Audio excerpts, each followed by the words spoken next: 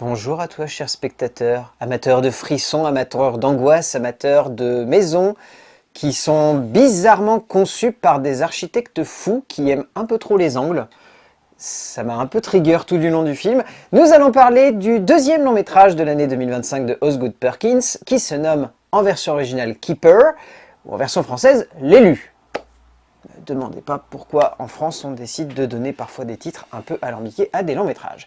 L'histoire, c'est celle d'un couple, Malcolm et Liz, qui ont l'air d'être ensemble depuis pas si longtemps que ça, mais qui ont l'air d'être très attachés l'un à l'autre, puisque Liz va suivre Malcolm dans sa maison en plein milieu des bois, où il vit juste à côté de son cousin Darren, qui a l'air d'être un mec un peu chelou, mais pas autant que la maison en elle-même, le cadre dans lequel il se trouve, et la sensation que Liz n'est pas tout à fait toute seule dans cette maison. Et je vais rester très mystérieux pour ne pas trop vous en dire, parce que finalement, on sait très peu de choses autour de son métrage. Et pour en parler avec moi, on avait fait The Monkey en début d'année. La boucle est bouclée. C'était plutôt cohérent, Voilà. voilà. C'est vrai qu'on a quasiment ouvert l'année avec cette vidéo, si je ne dis pas de bêtises, ensemble. Ouais. Et qu'on clôture avec Osgood Perkins. Et ben voilà. Et encore un film d'épouvante. Pourquoi pas? Comment vas-tu, mon cher Hugo? Et bah très bien, écoute, ma foi. Plutôt content de revenir. Bah oui, enfin, bien sûr, toujours. Toujours content d'être là. Surtout pour des films comme ça. Surtout pour des films de genre, parce que du coup, je pense que ce long métrage est le dernier film d'épouvante au cinéma de l'année 2025. On aurait été quand même bien servi cette année. C'est clair, on aura Quand eu de même. tout, on aura eu de très belles choses, on aura eu des choses surprenantes, on aura eu des choses parfois un peu déroutantes. Et Osgood Perkins donc vient un peu conclure cette année, en tout cas chez nous, avec un film qui était pas mal attendu parce que Osgood Perkins, ça fait 2 longs métrages qui s'est plutôt imposé, en tout cas auprès du grand public, comme un metteur en scène qui avait de l'ambition en termes de cinéma de genre. Longlegs étant, je trouve, une très bonne proposition de polar horrifique, et The Monkey étant un sacré Étant The délire. Monkey. Étant un sacré délire. Hein. Toi et moi, on était ressortis vraiment Oui. en se disant « Waouh, c'est pas fin !» mais on se marre bien. Ouais. C'était clairement ce qui ressortait d'une proposition donc qui adaptait encore une fois Stephen King, puisque les 2 leitmotifs de l'année 2025 en termes d'horreur ou de genre, ça a été Stephen King et les films d'épouvante. C'est hallucinant Oui. le nombre d'adaptations qu'il y a eu cette année de Stephen King. Si tu rajoutes ce qu'il y a eu en plus, Plus à la hors télé, cinéma. plus la télé, Oui. plus... oh là là, c'est impressionnant. Mais donc voilà, ce long métrage se posait avec une promo pas folle, puisqu'aux États-Unis, il n'a pas bidé, mais presque. Il n'a pas réussi à trouver son public, ce long métrage, malgré une com qui était plutôt réussie de la part de Neon. Mais voilà, je pense que c'était peut-être le long métrage qui faisait que par son pitch, par son esthétique, par son envie de genre, je sais pas, peut-être qu'il n'a pas réussi à trouver le bon public ou la bonne niche pour réussir à arriver dans les grandes salles obscures. Mais en tout cas, voilà, il débarque en France avec quasiment un désintérêt général de la part du film. Et puis une distrie vraiment douteuse. Hein, Ah ben, une distrib Big up à toute la côte Loire-Atlantique. Et big up à la France qui, du coup, a quasiment que des séances en soirée de ce film. Hein. Il n'y a voilà. quasiment aucune séance en journée pour le long métrage. Contexte placé, mon cher Hugo, qu'as-tu pensé de L'élu? Qu'on va appeler Keeper à partir de maintenant, parce que L'élu, moi, je n'aime pas ce titre. Je le trouve Tu nul. n'aimes pas? Je le trouve nul. Tu n'aimes pas ce titre? Je le trouve Bon, bah, nul. très bien. Donc, Keepers? Keeper. Ma foi, dubitatif, douteux. Moi, hein, pas le film aussi, mais on y reviendra. Non, pas inintéressant, quand même. Il y a certains points qu'on abordera que j'ai trouvé vraiment réussis, notamment la mise en scène. Mais sinon, voilà, pas transcendé non plus. On sent qu'il a envie de faire du A24. On sent, ça sent. Il nous le jette à la gueule dès l'ouverture. Mais, comme on l'a dit, n'est pas les studios A24 ou n'est pas Stephen King ou n'est pas Stanley Kubrick qui veut, malheureusement. Malheureusement. Et même si le film a de grandes qualités, il a aussi de nombreux défauts. Et je suis ressorti en vraiment... à la fois très content parce qu'il y a vraiment pour le coup, les points positifs sont vraiment très positifs. Et d'un autre côté, j'étais tiraillé. J'étais perdu, j'étais confus. Ah, je vais te comprendre. Voilà, à peu près de comment je sors de Keeper. L'élu. C'est bizarre. C'est un film qui, je pense, a envie d'être riche, a envie de se poser comme une œuvre plutôt surprenante dans sa base. C'est-à-dire que dès les premiers plans, on sent qu'on n'est pas juste devant un cinéaste qui a une certaine idée de l'esthétique, mais on sent qu'il a envie d'amener une certaine forme d'immersion profonde dans une histoire qui se veut cryptique pour ensuite se révéler au fur et à mesure de son avancée. Le problème, c'est que, sans spoiler, tout ça pour ça. Et c'est un petit peu ce qu'on retient à la fin de ce long métrage. C'est-à-dire que on voit l'idée, on voit la proposition, on voit l'intention. On la voit bien. Le geste est ultra maladroit. Mm. Et genre, vraiment maladroit. Il y a des moments où c'est ultra prenant et haletant, et il y a d'autres moments où, franchement, Oui. voilà. Oui, j'ai une scène Oh, moi, j'en ai tête. plein, j'en ai Oui, plein, oui. j'en ai plein. Mais ce que je retiens surtout, c'est que je sens qu'Osgood Perkins est un cinéaste qui a de l'ambition, qui a de l'envergure, qui a des vraies intentions Mais d'auteur qui a des capacités, et vraiment. qui a des capacités. Il nous l'a démontré avec Long c'est Legs clair. et avec The Monkey, qui, même s'ils sont diamétralement opposés dans leur manière d'aborder le genre, sont deux films qui sont des propositions de genre atypiques et étonnantes. Mm. Et clairement, Keeper va dans cette continuité. C'est surprenant, c'est assez étonnant, c'est déroutant, ça joue avec des aspects de cinéma d'horreur qui sont très esthétiques et voire très esthétisants. Le fait est que derrière, il aurait Et peut-être puis- pas fallu filer le scénar à Nick Leppard. Je sais pas. Puis cette idée d'esthétisme, d'ultra-esthétisme dans l'horreur, malheureusement, c'est apparu très tardivement avec le cinéma A24. Mhm.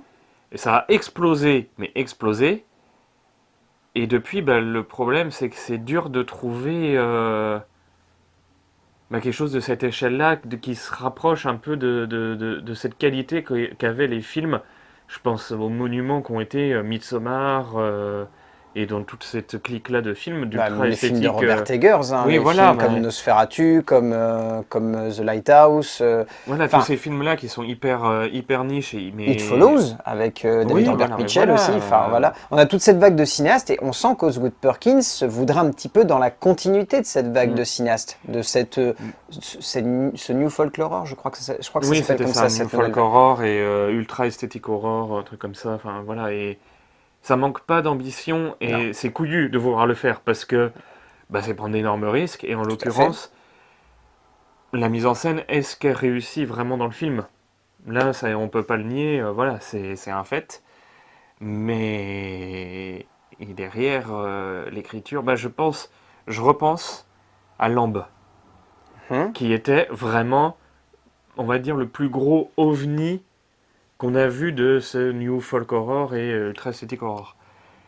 Mais c'était une vraie réussite parce que il y avait quelque chose, ça y allait, et là, ça retombe un peu comme un soufflet, quoi. Il y a l'envie, et on sent les références, mais Et il manque un appui. je sais pas, non, une marche loupée Ouais, c'est ça. d'un grand escalier, et Ah voilà. il est très très grand l'escalier.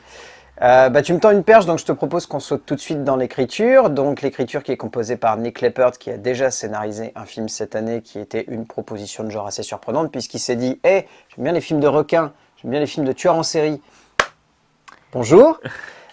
Donc Nick Leppard nous offre un script qui ici choisit de prendre comme base une histoire assez classique de couple qui décide de se rendre dans un lieu isolé et qui va un petit peu réapprendre à se connaître, ou en tout cas découvrir certaines facettes du couple qui...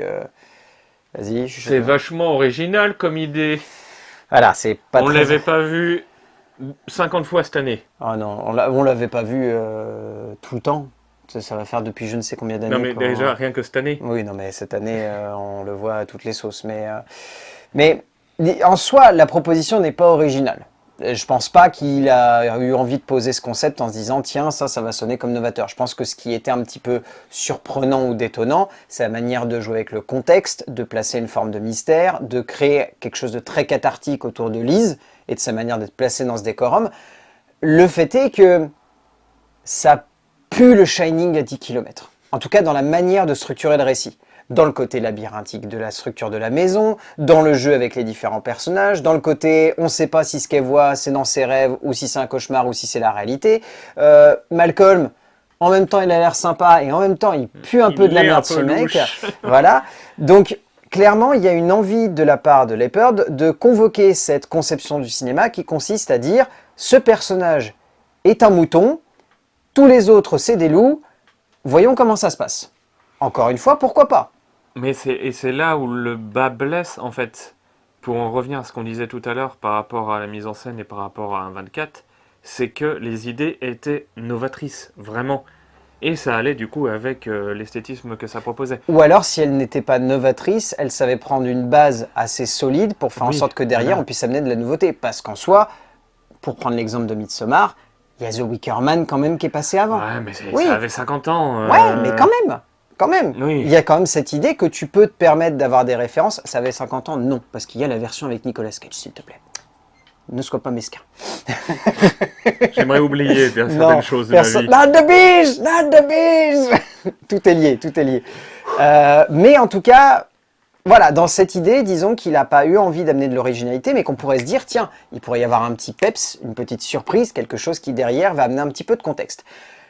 On va pas vous spoiler parce que ça aurait très peu d'intérêt de vous raconter cette partie-là et je pense pas que ça étaye plus que ça l'analyse globale du film parce que même moi avec du recul je sais toujours pas vraiment ce que Leppard a voulu raconter avec cette fin, si ce n'est jouer avec une certaine ambiance et une certaine tonalité autour de la manipulation Mais lui, masculine. tout le long, j'ai cherché une symbolique, quelque chose et Ah bah à part la masculinité toxique, moi je l'ai pas, hein, et la masculinité toxique à travers le temps, hein, moi c'est comme ça que je le vois, hein, c'est cette interprétation que j'ai envie de transposer. Mais c'est tout, je vois rien c'est même derrière. pas, ouais, Et ce ouais. qui est très compliqué, c'est de réussir en fait à mettre du concret sur quelque chose qui se veut trop cryptique. J'ai déjà pu l'évoquer dernièrement parce qu'il y a beaucoup de films qui sont sortis qui ont tendance à un petit peu se dire jouons avec le spectateur, mais c'est bien de vouloir jouer si c'est pas trop difficile à cerner ce qu'on veut réellement nous traduire. Et là le problème c'est que soit je me sens teubé, soit peut-être que Leppard en fait il a pas réellement envie de vouloir amener tant que ça de profondeur et qu'il s'est limité à une bonne idée, un bon concept, et que derrière c'est juste très premier degré. Ce qui dans ce cas-là est encore une fois très problématique par rapport à la forme que prend le récit.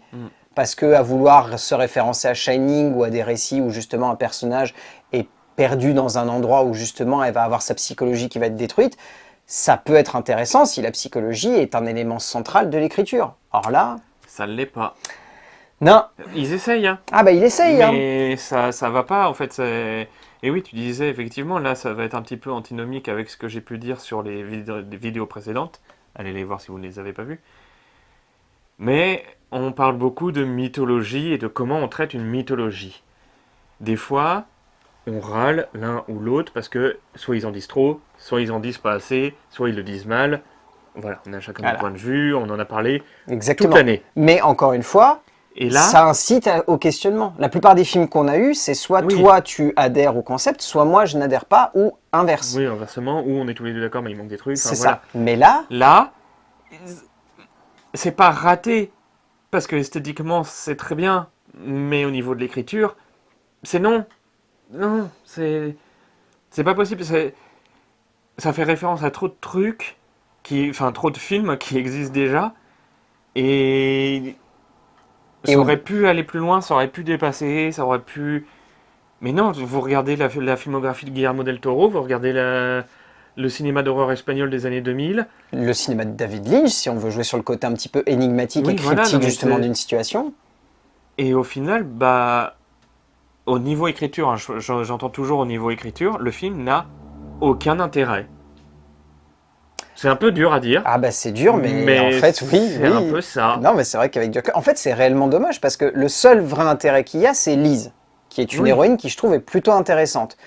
Le problème, c'est que la portée qu'elle a au fur et à mesure de l'avancée du récit se veut trop cryptique pendant une bonne heure, et pendant les 30 dernières minutes du film, il y a une explication qui arrive, mais le problème, Et c'est que vous encore. en faites ce que vous voulez, parce que derrière, ça amène aucun relief par rapport à la situation dans laquelle elle Oui, se c'est trouve. ça, voilà. Ça veut dire que ça nous amène vaguement une certaine perspective par rapport à Malcolm et son cousin, mais la perspective, elle s'arrête là en fait. Il n'y a rien de plus, il n'y a rien de concret, il n'y a rien de vraiment révélateur par rapport à ce qui se passe.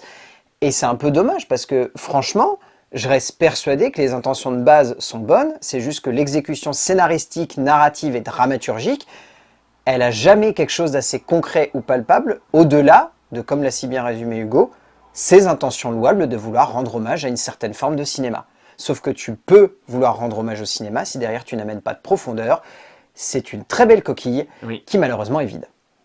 Mais Et c'est ça une fait très mal belle au cœur. coquille. Bah oui, oui. oui, ça c'est clair. En termes de mise en scène, comme on vient de le dire, la coquille, elle est chatoyante quand même. Oui. Elle est chatoyante, elle est bien lustrée. En fait, c'est vraiment ce qui est un peu embêtant finalement avec ce film, quand on prend du recul, c'est que, avec tout ce qu'on vient de dire sur l'écriture, la sensation vraiment, pas de s'être fait flouer, mais en tout cas de pas avoir eu un truc assez concret, bah c'est chiant parce que visuellement, Osgood Perkins, encore une fois, il démontre que c'est un vrai cinéaste de l'esthétique. Incroyable. Mais vraiment, les plans sont la vraie réussite du film. C'est là où je parlais de, et pas que les plans d'ailleurs, je parlais du fait que j'étais vraiment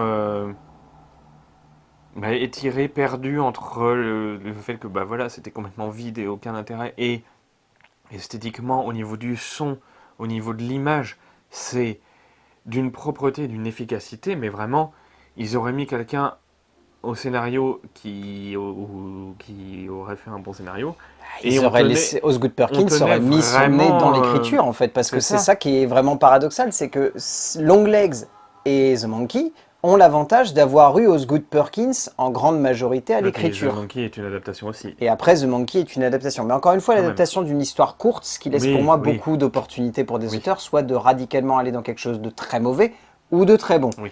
Et c'est à peu près l'équilibre qu'avait su trouver Osgood Perkins justement dans The Monkey. Mais le problème, c'est que là, ici, vu qu'Osgood Perkins s'est dit bah, j'ai fait The Monkey, le suivant, je vais délaisser un petit peu l'écriture pour me concentrer uniquement sur la mise en scène et la manière de mettre de l'esthétique dans un film, et bah encore une fois, on sent que par contre, il s'est vraiment concentré à fond dessus. Qui s'est dit l'écriture, je la laisse à quelqu'un, la mise en scène, par contre, elle va être chiadée. Que ce soit les décors, que ce soit l'ambiance, La que ce soit lumière fait les tout. maquillages, les effets spéciaux.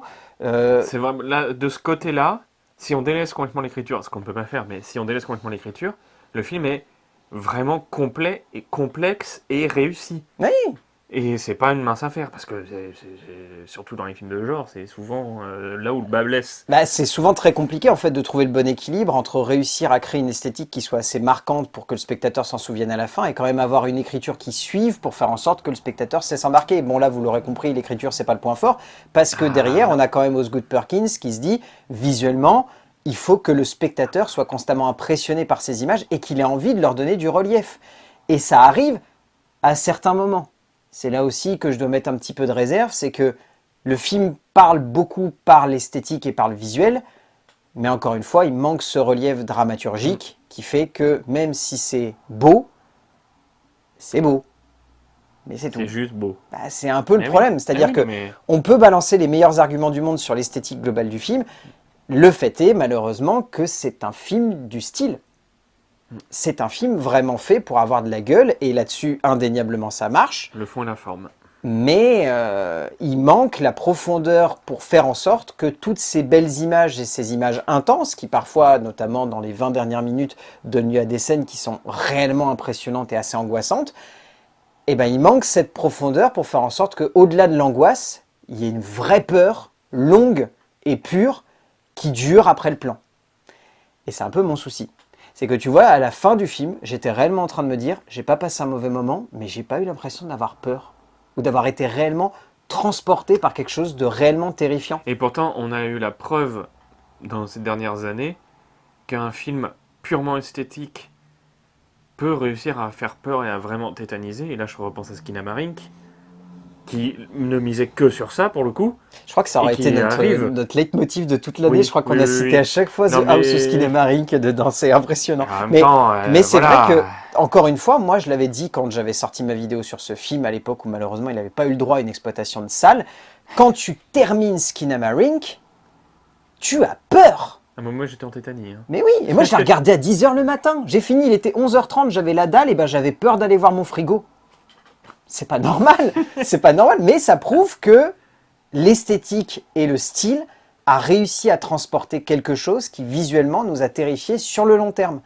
Et c'est pas ce qui se passe ici Ouais. avec Et Keeper. pourtant, ça me désole. J'irai pas jusque-là. Ça te rend triste. Mais ça me rend triste parce que le début du film et l'installation de ce décor, de cette maison et du cadre dans lequel elle se situe, je l'ai trouvé vraiment bien, Et ça marche. vraiment, voilà. Mais Tu sais pas où tu vas, bon tu sais lieu pas ne dans fait quoi pas, t'es. ne fait pas le film. Bah, un bon lieu et un bon réalisateur, en fait, c'est le truc, parce que Osgood Perkins, de manière globale, je trouve qu'il arrive plutôt bien à créer cette sensation d'angoisse et aussi de perdition. C'est un truc que j'ai ressenti dès le début du film, mais j'avais pas l'impression de mettre de manière concrète un visuel sur la gueule qu'a la maison. Je savais pas où se trouvait une pièce, je savais pas comment étaient répartis les étages, je savais pas comment ça se faisait qu'on pouvait aller d'un étage à un autre, et c'est très intéressant. C'est Ah ce oui, qui non, se mais passe, par exemple, pour faire le lien avec Shining. Shining, tu ne comprends pas tu ne la sais structure pas de comment les personnages de vont d'un l'hôtel. endroit à un autre. Et pourtant, ça marche. Tu sais qu'ils vont d'une pièce à une autre, mais tu as l'impression qu'ils sont complètement paumés. Et du coup, ça participe à l'angoisse générale du film. Et là, je m'attendais un petit peu à ça au début. Je me suis dit, ah tiens, t'arrives pas à capter où ça se trouve. Il y a des vides partout. Il y a des espèces d'angles des fois dans le plafond. Tu te dis, attends, il devrait y avoir une pièce, mais c'est bizarre. Là, on voit le plafond. T'as un escalier sur la fenêtre de leur chambre. J'ai toujours pas compris ce qui se passe. Il y a un escalier qui descend pour se planter devant la fenêtre de leur chambre. Pourquoi? Et c'est plein de trucs comme ça où tu te dis, lorsque t'as pas vu tout le film, là, ça va vraiment faire peur. Ouais. C'est dommage. Et c'est dommage que ça Dommage. fasse pas aussi peur. Il y a 2-3 scènes quand même qui sont plutôt réussies Oui, et qui ah créent une oui. forme d'angoisse, mais c'est une forme d'angoisse très fugace. C'est vraiment de l'ordre de ah tiens, t'as peur. Passons à autre chose. Mais non, mais puis ça n'a pas d'impact comme tu expliquais tout à l'heure. C'est que c'est là, mais comme ça n'a pas de relief, bah ça s'évapore, oui, directement en fait. Pouf, Ouf. c'est là et puis hop, il y a autre chose. Mais ça n'empêche que j'appuie quand même sur cette réussite qu'est l'esthétisme dans sa globalité, Mmh. parce que bah, on peut pas dire non plus que ce soit complètement foiré comme film. Ah bah non, non, il y a 2-3 scènes, et il y a des scènes qui ont une forme de tonalité quasi décalée, encore une fois. Mhm. Il y a ce jeu de décalage, que ce soit avec la musique ou que ce soit même avec des effets spéciaux. Je pense notamment à un jeu d'échelle sur un personnage, pour ne pas trop vous spoiler, tu vois duquel je veux parler, qui amène à la fois quelque chose de terrifiant et en même temps quelque chose d'assez amusant. Oui. Dans l'instant, tu te dis, ah tiens, mais encore une fois, c'est ce moment où je pense que je me suis dit, ah tiens, les références à Shining, c'est peut-être un peu trop là. J'ai eu un peu trop l'impression de revoir cette espèce d'ours avec des dents cheloues sucer le maître d'hôtel. Enfin, toujours pas compris non plus cette scène, mais ça m'avait fait plus peur à l'époque de Shining où là j'ai plus eu envie de rigoler et en même temps de me dire ah tiens c'est amusant d'avoir mis ça dans le film. Mais voilà, c'est encore une fois le souci. C'est un peu le même souci qu'il y a dans l'écriture, même s'il est moins présent d'un point de vue visuel parce qu'il est plus impactant. C'est-à-dire que c'est beau d'avoir des références claires et nettes en termes de cinéma. Si derrière tu leur donnes pas un petit peu de rondeur ou de profondeur, bah c'est juste chatoyant 2 secondes et puis ensuite bah Mais on oublie un peu. voilà. Casting. On va vite en avoir fait le tour parce que honnêtement niveau casting je crois que s'il y a 5 acteurs c'est un miracle. Oh non pardon, il y en a 6 ou il y en a 6 ça, si je dis pas de bêtises. Et encore ouais je suis gentil. Et encore. Hein. Et encore je suis gentil. On a donc Erin Bowes qui joue Julia, la meilleure amie entre guillemets de Liz. Alors si j'ai une amie comme ça, je peux t'avouer que je lui dis d'aller se faire foutre, très cordialement, mais bon, c'est son choix. On va citer Eden Weiss qui joue donc Minka, la copine de Darren qui est... Présente. Ouais, enfin on sent qu'elle a pas assez de place pour réussir Oui, à vraiment c'est marquer. ça. Mais c'est comme Birkett Turton qui joue Darren, trop caricatural pour moi. Oui. Et je trouve qu'il n'arrive pas du coup à être assez angoissant ou en tout cas à fonctionner pleinement. Les deux seuls qui ressortent donc c'est Rossif Sutherland, qui joue donc Malcolm, qui est bien, Ouais, il est mais bien. Ouais. Mais Sans voilà. plus, quoi. Ouais. Et il y a Tatiana Maslany, Qui est vraiment pour qui le avait coup. déjà joué dans The Monkey, du coup, qui jouait la maman des deux personnages principaux. C'est vraiment elle, pour le coup, qui vole la vedette à tout le monde. Oui, et qui porte le film. C'est ça, qui Tatiana essaye de porter le Maslany, elle film. a vraiment quelque chose. Et puis elle dégage quelque chose, elle a un Mm. visage très particulier qui crée beaucoup d'empathie, je trouve, et qui fait qu'on a réellement envie de s'attacher à cette héroïne. Et pour le coup, c'est ce qui fait qu'à la fin, on retient son héroïne. Parce que... Rossif Sutherland, je ne saurais pas vous dire, le souci que j'ai, et en même temps je trouve ça plutôt acceptable et intéressant, c'est qu'il a un visage très banal. Et qu'il a un jeu très monocorde. Mais ça va avec. Mais ça va un petit peu avec le protagoniste, donc du coup ça crée une forme d'angoisse qui est plutôt intéressante, mais ça lui donne pas assez de relief pour ressortir réellement du long métrage. Ce qui fait que du coup Tatiana Maslany à côté, qui elle au contraire est beaucoup plus expansive et a tendance à avoir un jeu qui est plus impactant et plus émotionnel, ressort beaucoup plus du métrage. Et c'est bah, pour ça que oui. elle vraiment pour le coup c'est... Malgré l'écriture et malgré la faiblesse dont on a parlé tout le long de la vidéo, Elle Bah, elle ressort quand arrive même. quand même à voilà et Ouais. c'est pas une mince affaire parce que Oh non. voilà. Oh non, non, non, non, non, non, non. Non, mais encore une fois, c'est grâce à la mise en scène qu'elle arrive à complètement percer l'écran et oui, Clairement. elle est vraiment très très efficace. Ouais, bah c'est vraiment un des gros Mm. points forts du Ah oui, métrage. clairement. Avec l'esthétique, c'est vraiment le point Clairement. qui permet au film de décoller un Mm. petit peu plus. On arrive à la fin de cette vidéo. Qu'est-ce que tu retiens de l'élu ou Keeper? Et ben, Voilà. voilà, comme à la fin du film, mais c'est sympa. Je veux pas dire, je veux pas dire que j'ai passé un mauvais moment, je veux pas dire que c'était une purge, voilà, on en est loin quand même. Mais bah, ça me fait chier. Parce que ça aurait pu être à la fois une porte de sortie pour dire regardez, il n'y a pas que A24 qui fait des films de New Folk Horror, de Aesthetic Horror, et voilà. Et d'un autre côté, bah, c'est en train de nous dire que si, en l'occurrence, apparemment, Bah disons massivement que en tout cas, ouais, le film est en train de démontrer que Neon, qui veut rivaliser avec A24, n'y arrive pas forcément parce que c'est des auteurs qui, je dirais pas sont plus passe-partout, mais on l'avait vu aussi avec Together, ont des limites dans leur manière de concevoir le genre. Et donc c'est parfois très savant, assez intelligent, mais il manque une maîtrise. Il manque une maîtrise globale qui permettrait à ces films d'avoir une esthétique ou un truc qui fasse que ça ressorte réellement du lot. Cela n'empêche, on le redit, il y a des idées. Ah et oui. Osgood Perkins nous l'a montré avec The Monkey qu'on a vu tous les Ah deux, oui. et moi de mon côté avec Longlegs. C'est un cinéaste qui sait comment emmener l'esthétique dans un certain registre pour faire en sorte que ça ne soit pas que du style, ça soit aussi une Et vraie puis- approche du genre. Puis voilà, c'est une preuve, comme je disais, de la capacité d'Osgood Perkins, parce qu'effectivement, c'est un grand écart entre The Monkey et The Keeper. l'élu. Keeper. C'est vraiment, là pour le coup, un grand écart au niveau de la mise en scène, et les deux étaient vraiment réussis. Et j'ai hâte de voir ce qu'il va proposer par la suite. Mais Mais avec un bon scénariste, quoi. voilà, j'ai hâte de voir ce que va donner la suite de sa filmographie, mais j'ai hâte de voir qui c'est qui sera à l'écriture. Ça, c'est indéniable. Voilà. Mais donc voilà, l'élu ou Keeper d'Osgood Perkins, essayez peut-être que ça va vous plaire. En tout cas, allez-y en sachant que vous risquez d'être très décontenancé par l'histoire, mais impressionné par l'esthétique. Mm. Voilà, je pense que c'est le meilleur conseil qu'on Oui. peut vous donner. Voilà. Et Merci. sinon, bah, refaites-vous le cinéma d'horreur espagnol, Shining, Bringer Back, Bringer Back, voilà. y a plein de choses. Les films à 24, Longlegs, voilà. The Monkey, voilà.